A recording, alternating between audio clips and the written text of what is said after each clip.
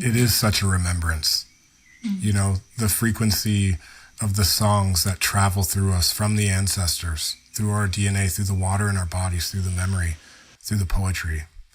And so many of us out here have been reawakened to song through plant medicines.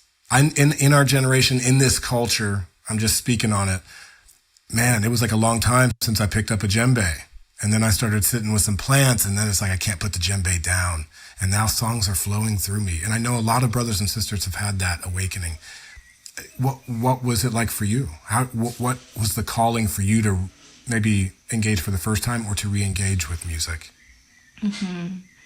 Yeah, it's a beautiful question. And I think that, finding our music again, it's really a process of reconnection with the sound of creation, with the origin, where we come from. When we first came into this world, we came from music, vibration, sound. And so to reconnect with music, whether it be through the voice, and many of us have our own journeys of healing, that have included, a reclaiming of our voice, finding our voice. So many of us carry so much story and conditioning around, childhood encounters where we shut down our voice and we believed that our voice wasn't worthy of being shared, or we didn't have what it took to share that sacred song. And so music, my journey of music has been very much that. And I think, from what I have learned and heard of other people's stories, it's a very familiar story. In my childhood, I was told that I couldn't sing. And so I didn't sing anymore. But I remember being a little girl and just singing all the time until that fatal day when it all stopped and the music ceased. And I didn't sing for many years. And then, it was also through my journey with the plants, through my deepening my connection with nature, that I reawakened and rekindled that connection to this source vibration. And oh boy, music and voice, song, it's such a beautiful medicine and teacher that carries us through so many different stages, and evolves too as we evolve. I noticed a big shift in my voice when I became a mother. That was a big shift. I could feel like the energy shifting, and the sound frequency actually shifted when I went through that portal of initiation. And over time, ultimately, it's the music, song has been teaching me how to come back home to myself. And so it's been this beautiful journey of self-love, of celebration, right? The celestial party of life, and being able to tap into that through music and bring joy, return to joy. And, that's something we're also deeply needing at this time in the planet, with so much sadness and grief and pain, distortion and separation. Joy is such medicine. It's like a balm of healing nectar that soothes the heart. And for me, music has been that. Music has helped me to return to that place and to find the place of prayer in the most challenging, even darkest moments. And so that's been my journey. And little by little, the plants taught me and helped me to find that place of safety and comfort, empowerment, trust, and really just step by step, really always listening and seeing, am I singing from joy? Am I singing from this place of celebration, or is it a performance? And making sure that, when it's joy, that's really what nourishes me and those who hear the music. And so always listening and learning throughout the process. That's beautiful. And that's the essence of Munai, bringing that love through with joy, right? With the joyful heart. And there's also room for singing of the grief, because that is medicine too. But I like that where your medicine is, and that it comes from that space of joy. Yeah, there's so many things ways that can go. I want to stay with the voice for just a second. My sister Leah one time told me, your voice can heal your body. Like, your voice is designed to be the instrument for your vessel. And when we express in ways that bring us joy, that fill our cup, it's actually a healing, exchange that's happening. Do you experience that? And I got to tell you, it's one thing to say that. It's another thing to be sitting in a ceremony, hearing Icaros being sung from the ancestors from long ago, and like feeling the sound healing as we're so open to it. So I've experienced it. I can say that because I've experienced it. Mm-hmm. Mm-hmm. I love that.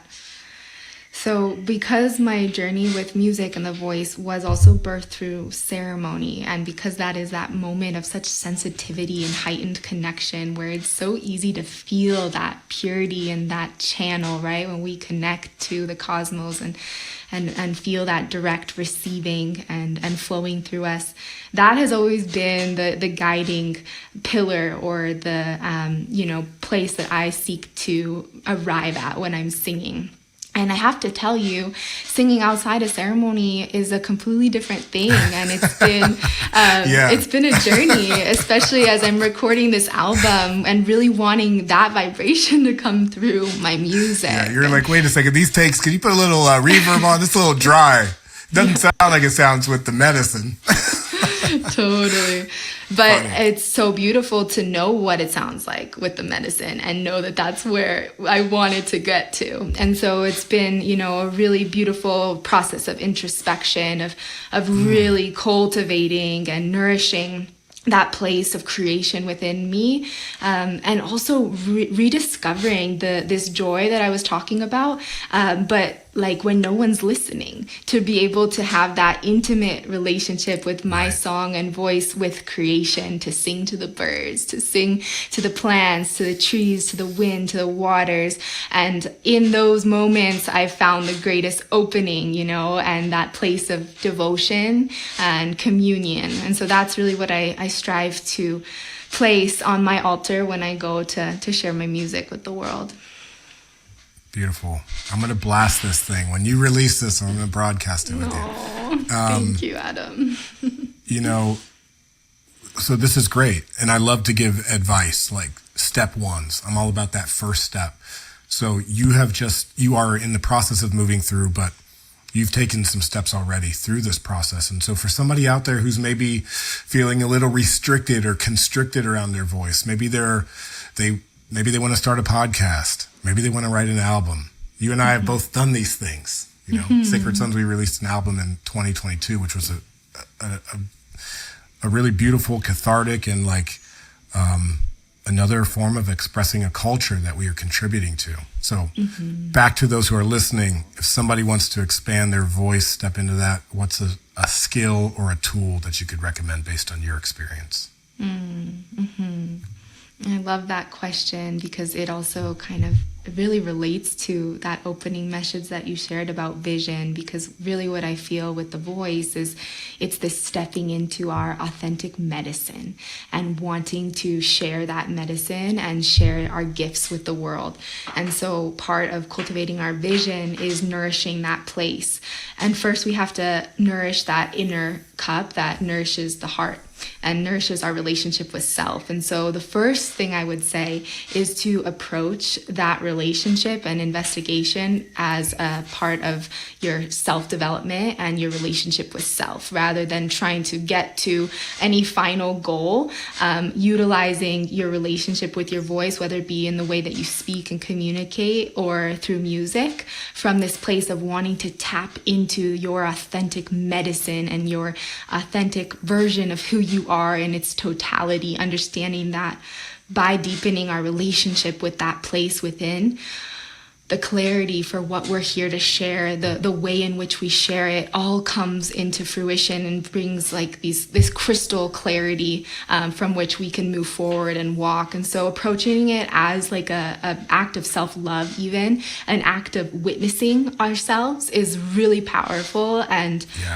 incredibly healing, right? And then within that, it's very normal to start to have certain things come up that are blocking or preventing us from doing that. Maybe it's our own fear or self-doubt or self-rejection. And so whatever it is that we go observing coming up in the process, my advice would be to work with it, to meet that part of ourselves, and to receive the medicine in that and the teachings in that.